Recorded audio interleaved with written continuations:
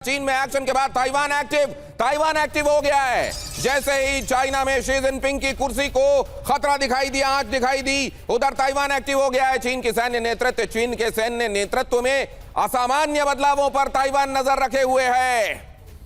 चीन के शीर्ष जनरल पर जांच के बाद सतर्कता बढ़ी।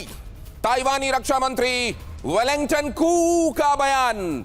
बीजिंग की मंशा समझने के लिए कई तरीकों का इस्तेमाल करना होगा। चाइना की आंतरिक हलचल पर से क्षेत्रीय सुरक्षा पर असर डालने वाले फैक्टर्स को समझना होगा, वेलिंगटन कू ने कहा। ये अगर वेलिंगटन कू अपने नाम में ही हिंट छिपाए हुए हैं कि अगर ये कू की तैयारियां चल रही हैं शी जिनपिंग के कू की तैयारियां अगर चल रही हैं चाइना के भीतर, तो इसके बहुत बड़े इंप्लीकेशंस होंगे। सुरक्षा हालातों पर भी इसका असर होगा और इसका असर ताइवान के साथ चलने वाले एक लगातार कॉन्फ्लिक्ट पर भी होगा। यह बात वेलिंगटन कू ने कही है। हमारे मेहमान भी आपको बताएंगे कि अगर शी जिनपिंग की कुर्सी को वाकई खतरा है और जो लोग खतरा पैदा कर रहे हैं अगर वो पार्शियली भी कामयाब हो जाते हैं, एक तो इसमें पार्शियली जैसी कोई स्थिति है भी, या ऑल और नन का प्रिंसिपल यहां पर भी लागू होता है कि या तो होगा तो पूरा होगा या बिल्कुल नहीं होगा। यहां पर क्या लागू होता है और शी जिनपिंग की कुर्सी को अगर खतरा हो जाता है तो उसके इंप्लीकेशंस क्या होंगे चाइना और चाइना के बाहर। लेकिन उससे पहले जरा देखिए ये असल में यूक्सिया की गद्दारी है या तख्ता पलट का खौफ है शी जिनपिंग को, जिसके चलते यूक्सिया को हटाया गया है। शी जिनपिंग इनसिक्योर महसूस कर रहे हैं लगातार। जो आदमी हद से ज्यादा खुद को पावरफुल बनाने की कोशिश करता है उसको फिर हर चीज से डर लगने लगता है। उसको हवा, पानी, इन निर्जीव शय से भी ऐसा डर लगने लगता है कि कहीं मुझे यहीं से तो खतरा नहीं हो जाएगा। क्या ऐसा ही कुछ है? क्या इसीलिए यूक्सिया को हटाया गया है? जिनपिंग सेना के सर्वोच्च अधिकारी झांग यूक्सिया को क्यों बर्खास्त करते हैं? उन्हें क्यों टर्मिनेट किया जाता है? उन्हें सत्ता से क्यों, उनकी गद्दी से क्यों हटाया जाता है?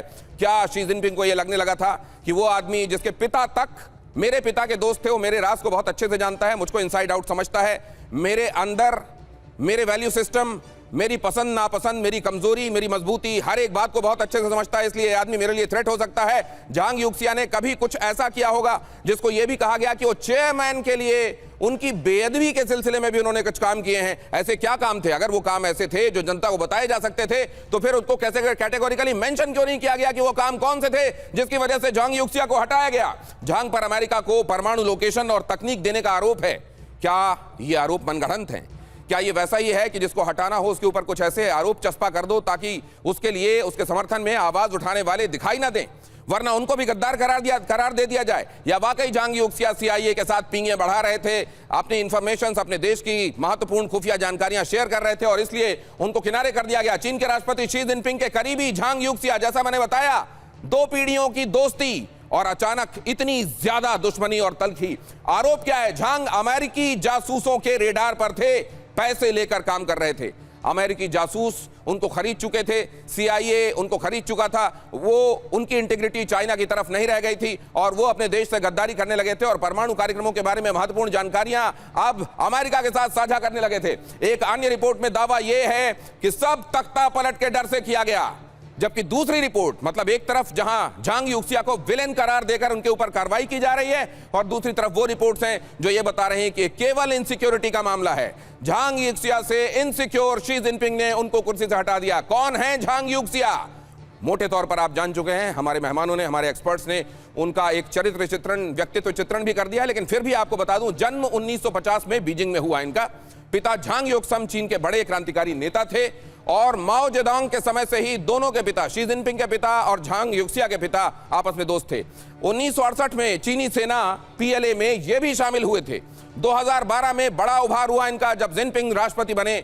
हथियार विभाग के प्रमुख के तौर पर इनकी नियुक्ति हुई। 2017 में सेना के उपाध्यक्ष बने। शी जिनपिंग के ये बचपन के दोस्त हैं। 2027 में रिटायरमेंट तय था, लेकिन उससे 1 साल पहले इतने बड़े आरोपों के साथ कुर्सी से उनको हटाया जाना, और अब बताया जा रहा है कि वो नजर नहीं आ रहे हैं, वो गायब हैं। गायब हैं तो कहां हैं? जीवित हैं या नहीं हैं? यह भी एक मसला है। और क्या ऐसा ही कुछ उन लोगों को समझ में आ गया जो PLA में झांग यूक्सिया के समर्थक हैं और इसीलिए उनका गुस्सा काबू में नहीं रहा और उन्होंने गोलियां चला दी शी जिनपिंग के अपने बॉडीगार्ड्स पर? चीन में सैन्य अधिकारी को हटाने पर जोनाथन जिन का बयान क्या है, जरा वो भी देखिए, ये महत्वपूर्ण खबर है। चीन में सैन्य अधिकारी को हटाने पर जोनाथन जिन का बयान, चीन में सत्ता में पर्ज और तेज, पर्ज मतलब सफाई और तेज, जोनाथन ने कहा। शीर्ष नेतृत्व में अब कोई सुरक्षित नहीं है, जोनाथन का कहना है। ब्रुकिंग्स इंस्टीट्यूशन के जोनाथन जिन ने यह बात कही है और इस तरह के इंस्टीट्यूशंस, इनकी बड़ी क्रेडिबिलिटी है। ये कोई बात जब कहते हैं तो जाहिर है इनका बहुत कुछ स्टेक पर होता है, और उनकी तरफ से यह बयान आना इस बात को और ज्यादा क्रेडिबिलिटी दे देता है कि शीर्ष नेतृत्व में अब कोई सुरक्षित नहीं है। और यही बात सिकंदर तयाल साहब भी कह रहे थे कि अब शीर्ष नेतृत्व में कोई भी सुरक्षित नहीं। लेकिन क्या इसी में इशारे छिपे हुए हैं? शीर्ष नेतृत्व में कोई सुरक्षित नहीं, क्या शी जिनपिंग के लिए आने वाले दिन खतरों से भरे हुए हैं, या शी जिनपिंग अपने खिलाफ होने वाले हर तरह के बागी स्वर को और विद्रोह को कुचलने में कामयाब रहेंगे? युक्तेश्वर जी, आज समय चेतावनी देता है कि शी जिनपिंग जैसे तानाशाही व्यवस्थाओं में सेनाओं की सफाई तब तक नहीं होती है जब तक शासक मजबूत होता है, बल्कि तब होता है जब वो थोड़ा भीतर से डगमगा रहा होता है। एक चीनी कहावत भी है, ई च्यांग पू यूंग यूंग च्यांग पू ई, जिस पर शक हो उसे मत रखो और जिसे रखो उस पर शक मत करो। तो शी जिनपिंग की दिक्कत यह है कि आज वे दोनों काम एक साथ कर रहे हैं, रख भी रहे हैं और शक भी कर रहे हैं। अगर मैं अमिताभ जी को बहुत बढ़िया से जानता हूं और बहुत अच्छा उन्होंने ही बताया, काफी समझ है उनकी भी, तो उनके लिए और उनके परिवार के लिए मैं बांग्ला में बोल दूं कि भये शासन श्रृंखला थाके किंतु बुद्धि पालिए जाए। डर के शासन में अनुशासन रहता है लेकिन अकल भाग जाती है।